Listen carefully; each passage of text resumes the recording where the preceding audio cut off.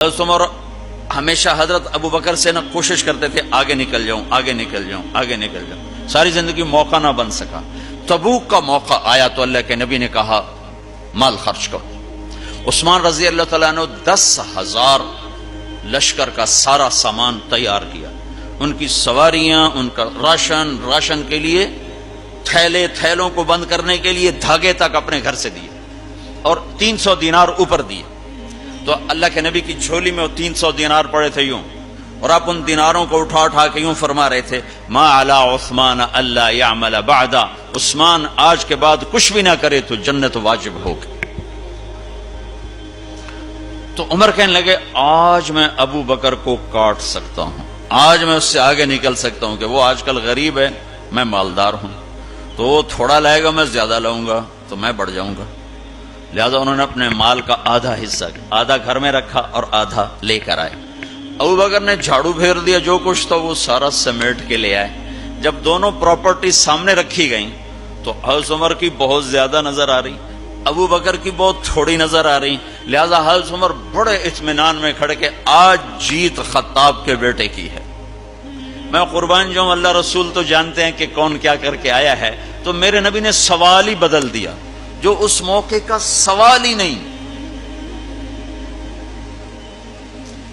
کوئی آدمی مسجد میں چندہ دینے جائے، مدرسے میں چندہ دینے جائے، کہا جی مول صاحب یہ 1 لاکھ روپیہ ہے مدرسے کے لیے، مسجد کے لیے۔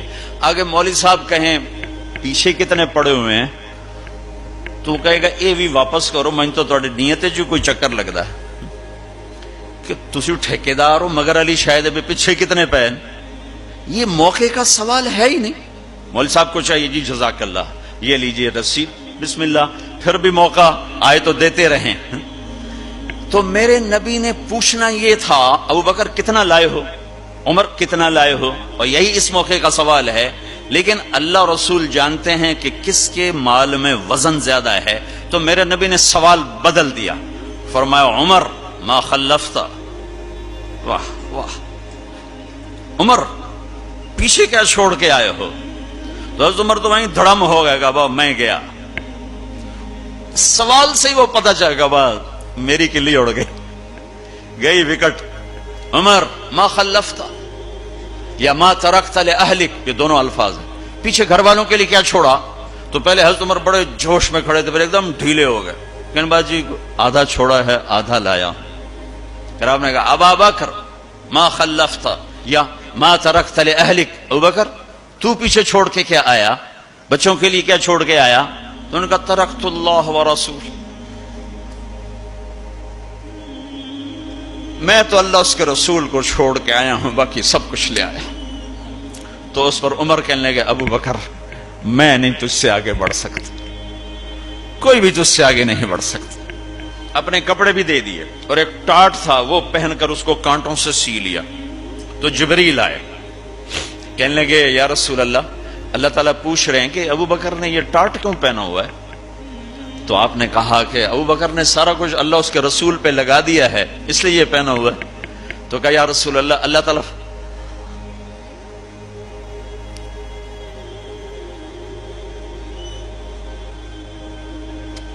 تعالیٰ فرما رہے ہیں ابو بکر سے پوچھو مجھ سے راضی تو ہے،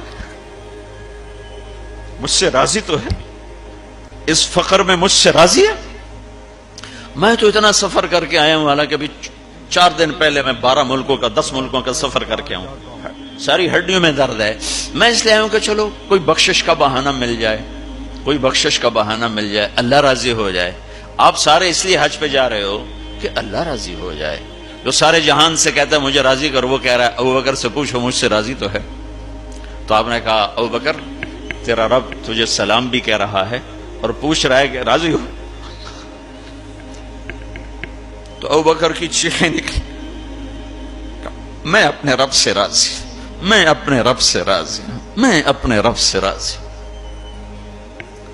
میرے بھائیو بہنوں، زندگی ایسے گزار کے مرو کہ اللہ کو ملو تو اللہ خوش ہو کے مل رہا، ایسے نہ مرو کہ اللہ کی بارگاہ میں پیش کیے جا رہے ہوں مجرم بن کر، قیدی بن کر۔